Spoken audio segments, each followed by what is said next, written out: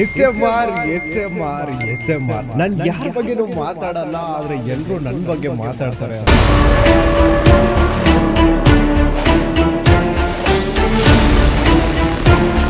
ಒಂದು ಪ್ರಕರಣದ ಬಗ್ಗೆ ಮಾತನಾಡೋಕೆ ಶುರುವಾದ ಚರ್ಚೆ, ಆಮೇಲೆ ಬೆದರಿಕೆ ಕರೆಗಳ ಆರೋಪ, ಅದಾದ್ಮೇಲೆ ಇನ್ಫ್ಲೂಯೆನ್ಸರ್ಗಳ ನಡುವೆ ಮೀಟಿಂಗ್. ಈಗ ಅದೇ ವಿಚಾರ ಸೋಷಿಯಲ್ ಮೀಡಿಯಾದಲ್ಲಿ ಹೊಸ ವಿವಾದಕ್ಕೆ ಕಾರಣವಾಗಿದೆ.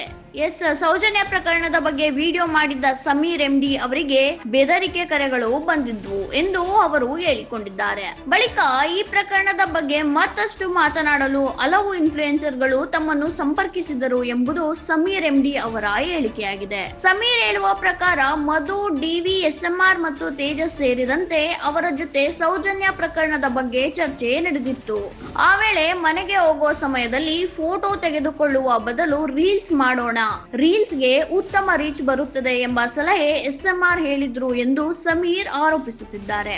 ಆದರೆ ತಮಗೆ ರೀಲ್ಸ್ ಮಾಡುವ ಆಸಕ್ತಿ ಇರಲಿಲ್ಲ, ಹೀಗಾಗಿ ತಾವು ಆ ಕೊಲಾಬ್ರೇಟ್ ನಲ್ಲಿ ಭಾಗಿಯಾಗಲಿಲ್ಲ ಎಂದು ಸಮೀರ್ ಎಂಡಿ ಹೇಳಿಕೊಂಡಿದ್ದಾರೆ. ಅದಾದ 2-3 ವಾರಗಳ ನಂತರ ಪರಿಸ್ಥಿತಿ ನೆಗೆಟಿವ್ ಆಗಿ ಬದಲಾಗಿತ್ತು. ಇದೇ ವಿಚಾರದ ಹಿನ್ನೆಲೆಯಲ್ಲಿ ಒಂದು ಖಾಸಗಿ ಮಾಧ್ಯಮ ಸಂದರ್ಶನದಲ್ಲಿ ಸಮೀರ್ ಬಗ್ಗೆ ಅವಹೇಳನ ಮಾಡಿದ್ದಾರೆ ಎಂದು ಸಮೀರ್ ಎಂಡಿ ಕಿಡಿಕಾರಿದ್ದಾರೆ. ವಿಶೇಷವಾಗಿ ತಮ್ಮ ಬಗ್ಗೆ ಮಾತನಾಡುವ ಅಗತ್ಯವೇನಿತ್ತು ಎಂಬ ಪ್ರಶ್ನೆಯನ್ನು ಅವರು ಎತ್ತಿದ್ದಾರೆ.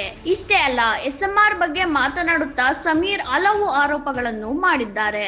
ಎಸ್.ಎಂ.ಆರ್. ಅವರನ್ನು ಕರ್ನಾಟಕದ ಗೇಮರ್ ಎಂದು ಕರೆಯಲಾಗುತ್ತದೆ, ಆದರೆ ಅವರ ಜನಪ್ರಿಯತೆ ಗೇಮಿಂಗ್ ಕಂಟೆಂಟ್ ಗಿಂತ ಬೇರೆ ರೀತಿಯ ಕಂಟೆಂಟ್ ಮತ್ತು ಗೀವ್ ಅವೇಗಳಿಂದ ಬಂದಿದೆ ಎಂದು ಸಮೀರ್ ಆರೋಪಿಸುತ್ತಿದ್ದಾರೆ. ಸೂಪರ್ ಚಾಟ್, ಗೀವ್ ಅವೇ ಹಾಗೂ ಸಾಮಾಜಿಕ ಜಾಲತಾಣದ ಮಾತುಗಳ ಮೂಲಕ ಫಾಲೋವರ್ಸ್ ಹೆಚ್ಚಿಸಿಕೊಂಡಿದ್ದಾರೆ ಎಂಬುದು ಅವರ ಮತ್ತೊಂದು ಆರೋಪ. ಇಷ್ಟೇ ಅಲ್ಲ, BMW ಕಾರಿನ ವಿಚಾರದಲ್ಲೂ ಸಮೀರ್ ಪ್ರಶ್ನೆ ಎತ್ತಿದ್ದಾರೆ. ತಮ್ಮ ಸಾಧನೆ ಎಂದು ಕಾರನ್ನು ತೋರಿಸಿಕೊಳ್ಳುತ್ತಾರೆ, ಅದು ಅವರ ಹೆಸರಿನಲ್ಲೇ ಇಲ್ಲ ಎಂದು ಈ ಬಗ್ಗೆ ಸಮೀರ್ ವ್ಯಕ್ತಪಡಿಸಿದ್ದಾರೆ. ಮತ್ತೊಂದು ವಿಚಾರವಾಗಿ ಶಿಕ್ಷಣದ ಬಗ್ಗೆ ಪ್ರೇರಣೆ ನೀಡುವ ಕಾರ್ಯಕ್ರಮಗಳನ್ನು ಸಮೀರ್ ಪ್ರಶ್ನಿಸಿದ್ದಾರೆ. ಆದರೆ ಇಲ್ಲಿ ಒಂದು ವಿಷಯ ಸ್ಪಷ್ಟವಾಗುತ್ತದೆ, ಇವೆಲ್ಲವೂ ಸಮೀರ್ ಎಂಡಿ ಅವರು ಮಾಡಿರುವ ಆರೋಪಗಳು ಮತ್ತು ಹೇಳಿಕೆಗಳು. ಆರೋಪಗಳ ಸತ್ಯಾಸತ್ಯತೆ ಬಗ್ಗೆ ಸ್ಪಷ್ಟತೆ ಅಥವಾ ಅಧಿಕೃತ ದಾಖಲೆಗಳು ಹೊರಬಂದ ನಂತರವೇ ಅಂತಿಮ ನಿರ್ಧಾರಕ್ಕೆ ಬರಬೇಕಿದೆ.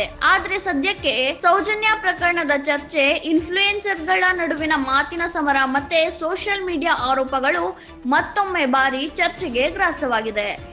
ಇದಾಗಿತ್ತು ಇವತ್ತಿನ ಅಪ್ಡೇಟ್ಸ್. ಮತ್ತಷ್ಟು ಅಪ್ಡೇಟ್ಸ್ಗಾಗಿ ನೋಡ್ತಾ ಇರಿ ಸಪ್ತಾಶ್ವ ಟಿವಿ. ಇವ್ರದ್ದು ಕೆಲವು ಫ್ಯಾನ್ಸ್ ಈಗ ಕಮೆಂಟ್ ಸೆಕ್ಷನ್ ಅಲ್ಲಿ ಬಂದು ಹಿಂದೆ ಸಲ್ದೇ ಇರೋದೆಲ್ಲ ಮಾತಾಡ್ತಿರ್ತಾರೆ, ಬಟ್ ಐ ಡೋಂಟ್ ಕೇರ್.